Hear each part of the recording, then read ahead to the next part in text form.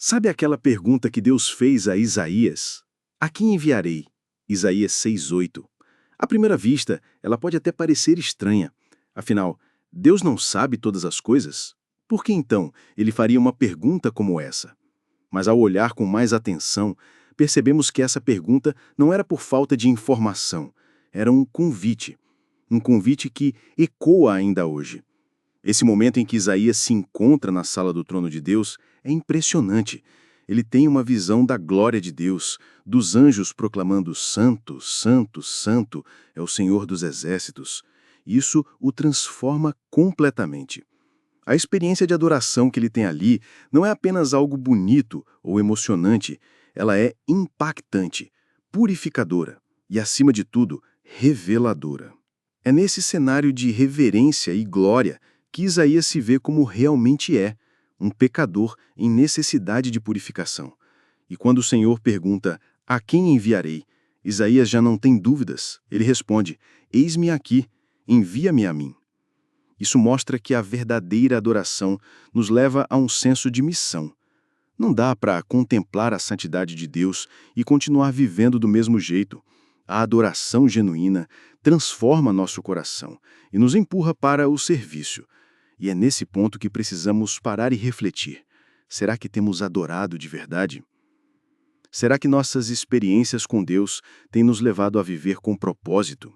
Você já viveu um momento em que sentiu que precisava falar de Deus, mesmo sabendo que a mensagem não seria bem recebida? Isaías teve que anunciar juízo. Não era uma mensagem fácil, mas ele tinha a clareza de que era Deus quem estava enviando. Quando temos convicção do chamado de Deus, a obediência se torna mais importante que a aceitação. E isso não é algo exclusivo dos profetas. Hoje, Deus continua chamando. Ele continua perguntando, a quem enviarei? E essa pergunta não é retórica, ela é dirigida a mim e a você. Mas antes de qualquer chamado, vem o toque purificador. Isaías teve os lábios tocados com uma brasa do altar. Isso representa a purificação, o perdão, a capacitação divina. Deus não apenas chama, ele prepara, ele limpa, ele fortalece. Os textos sugeridos hoje ampliam esse entendimento. Em 1 Samuel 3,4, vemos o chamado do jovem Samuel. Deus o chama pelo nome. Em Mateus 4, 18 a 22, Jesus chama os discípulos para deixarem as redes e segui-lo. E em Atos 20, 24, Paulo declara que sua vida não tem valor, a não ser cumprir com alegria a missão recebida do Senhor. Esses exemplos mostram que o chamado de Deus tem um custo, mas também um propósito eterno. E quando sentimos que não somos dignos, que não estamos à altura, Deus nos lembra das promessas de purificação.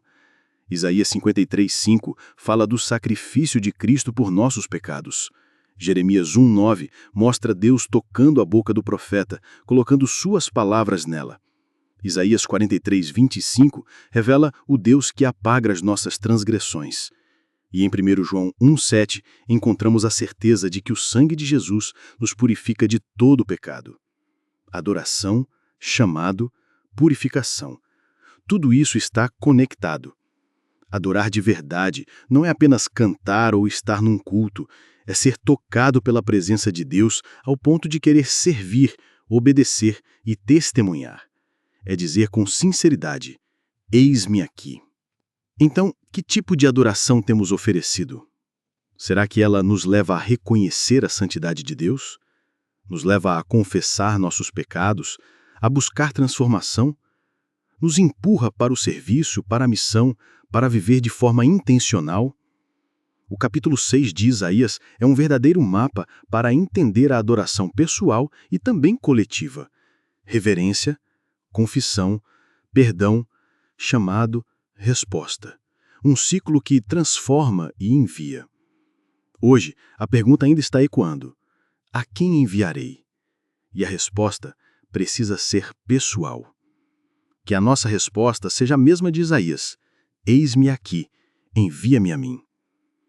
Que Deus te ajude a ouvir essa voz com clareza, a sentir esse toque de purificação e a viver com um coração disposto a obedecer.